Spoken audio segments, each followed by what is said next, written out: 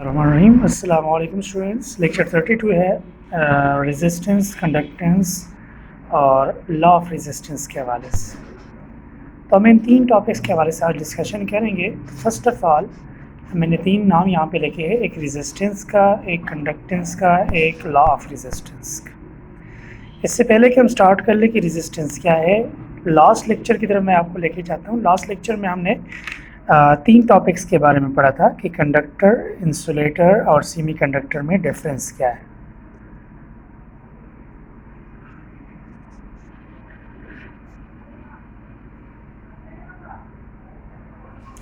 अभी मैं सिर्फ इन दो चीज़ों के बारे में बताता हूँ। कंडक्टर और इंसुलेटर ऐसे हैं कि कंडक्टर में करंट इजीली फ्लो करता है, इंसुलेटर में करंट की फ्लो ब्लॉक हो जाती है। और कंडक्टर में भी ऐसी प्रॉपर्टी हैं कि इसके अंदर करंट के रास्ते में कुछ अपोजिशन होती है, opposition to the flow of current होती है। कॉपर का बना हो, एल्युमिनियम का बना हो, ऐसा नहीं होता कि वो बिल्कुल भी करंट की फ्लो को अपोज नहीं करते। मतलब उसमें इलेक्ट्रॉन फ्लो कर सकते हैं लेकिन with minimum opposition.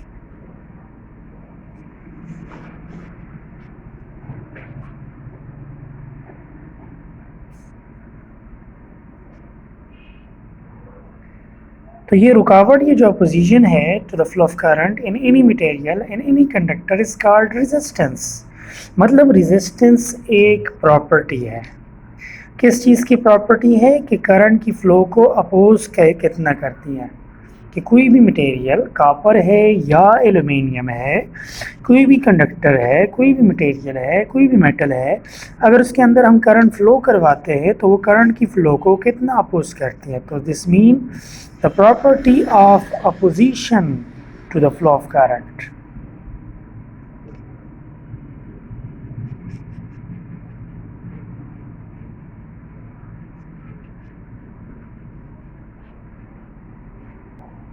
is called resistance. It is represented by R and its symbol is, ये इसका सिंबल है और इसका यूनिट क्या है, ohm. Resistance of a circuit will be 1 ohm. अब 1 ओम को आप कैसे डिफाइन करेंगे? 1 ओम की डिफिनीशन ये है कि 1 ओम रेजिस्टेंस उस वक्त आपके पास होगी when a circuit allow 1 ampere due to voltage of 1 volt, the current of the circuit will be 1 ohm। मतलब डिफिनीशन आपने कैसी करनी है, किसी भी एलिमेंट की, किसी भी सर्किट की रेजिस्टेंस 1 ओम होगी अगर 1 वोल्ट की सप्लाई से 1 एम्पेयर का करंट उसमें फ्लो करे तो ये रेजिस्टेंस 1 ओम कहलाएगी। तो ये डिफिनीशन ऑफ 1 ओम है। इसके ये आपके पास रेजिस्टेंस है, मतलब रेजिस्टर एलिमेंट होता है। रेजिस्टेंस किसी भी चीज़ की हो सकती है। रेजिस्टर एक एलिमेंट है लेकिन रेजिस्टेंस एक प्रॉपर्टी है, खसूसियत है, जो कंडक्टर की भी हो सकती है। कुछ अच्छे कंडक्टर हैं उनकी रेजिस्टेंस कम होती है, जो बैड कंडक्टर है उनकी रेजिस्टेंस ज़्यादा होती है।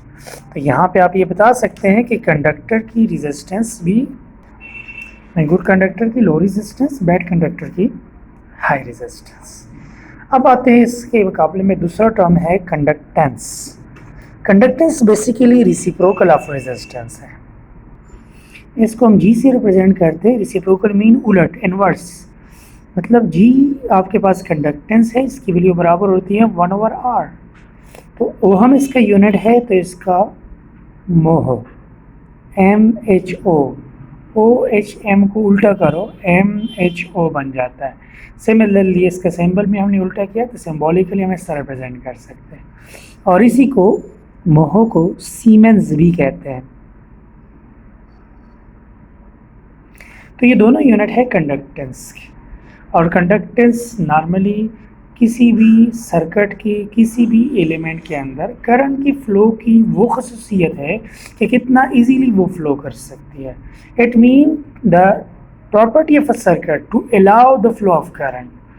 Resistance is the property of a circuit to oppose the flow of current and conductance is the property of a circuit to allow the flow of current।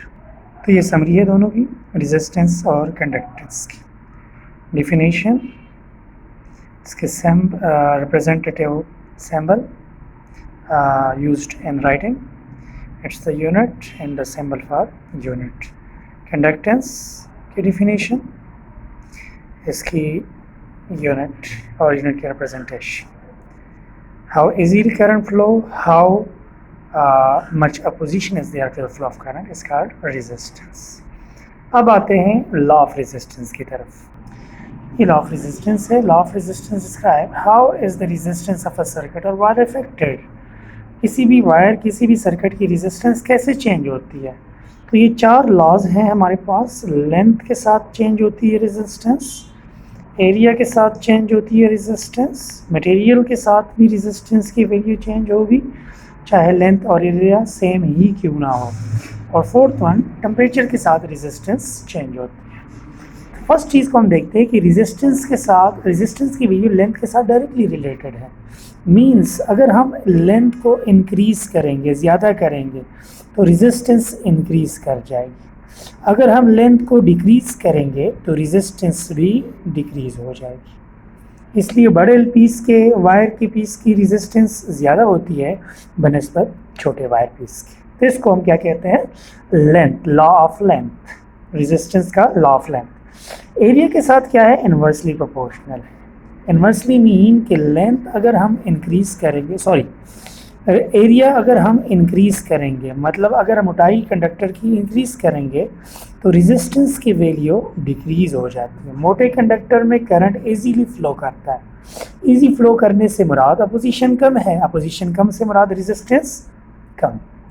Similarly अगर हम area को कम कर दें, पतला कंडक्टर यूज़ करेंगे तो resistance की value increase कर जाएगी.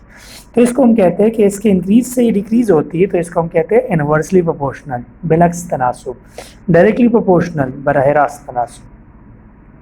मटेरियल के साथ भी ये चीज़ रिलेटेड है. अगर हम कहते हैं कि एरिया भी कांस्टेंट है, लेंथ भी कांस्टेंट है, और कभी आप कॉपर का उसी एरिया और लेंथ का पीस लेते हैं, कभी एल्यूमिनियम का लेते हैं, तो सेम लेंथ सेम एरिया के कॉपर और एल्यूमिनियम की वायर्स हैं तो दोनों की रेजिस्टेंस सेम नहीं होगी क्योंकि मटेरियल चेंज हो गया. कॉपर का अपनी प्रॉपर्टी है, एल्यूमिनियम की अपनी प्रॉपर्टी है. कॉपर की रेजिस्टेंस लेस होगी, एल्यूमिनियम की रेजिस्टेंस मोर होगी. क्यों?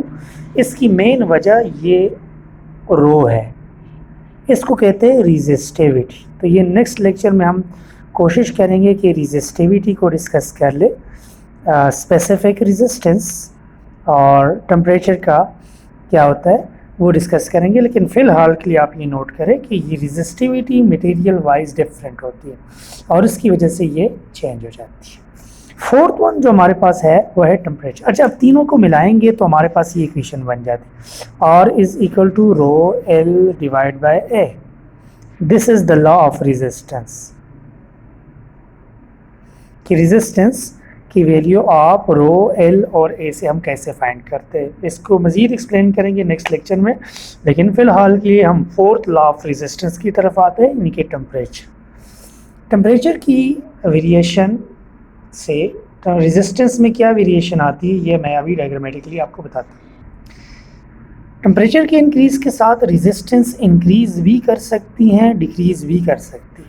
ऐसी तमाम चीज़ें जिसमें रेजिस्टेंस टेम्परेचर के इंक्रीज़ से इंक्रीज़ होती हैं उनको हम कहते हैं पॉजिटिव टेम्परेचर कोफिशिएंट वाले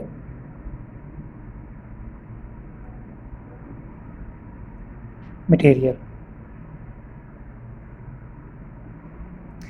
लेकिन जिनकी रेजिस्टेंस टेम्परेचर की इंक्रीज़ के साथ डिक्रीज़ होती है उनको हम कहते हैं नेगेटिव, मतलब ये उलट है.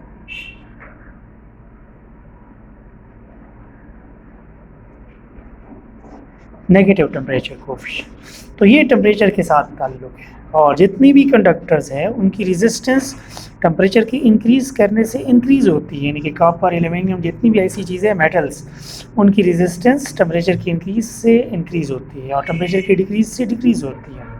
तो ये हमारे पास लॉज ऑफ रेजिस्टेंस के हवाले से अगर क्वेश्चन आ जाए या कोई भी पूछ ले तो आपने ये 4 पॉइंट्स बताने हैं कि रेजिस्टेंस की वैल्यू कैसे चेंज होती हैं डिफरेंट पैरामीटर को चेंज करने से। Thank you very much for watching. Allah हाफिज़।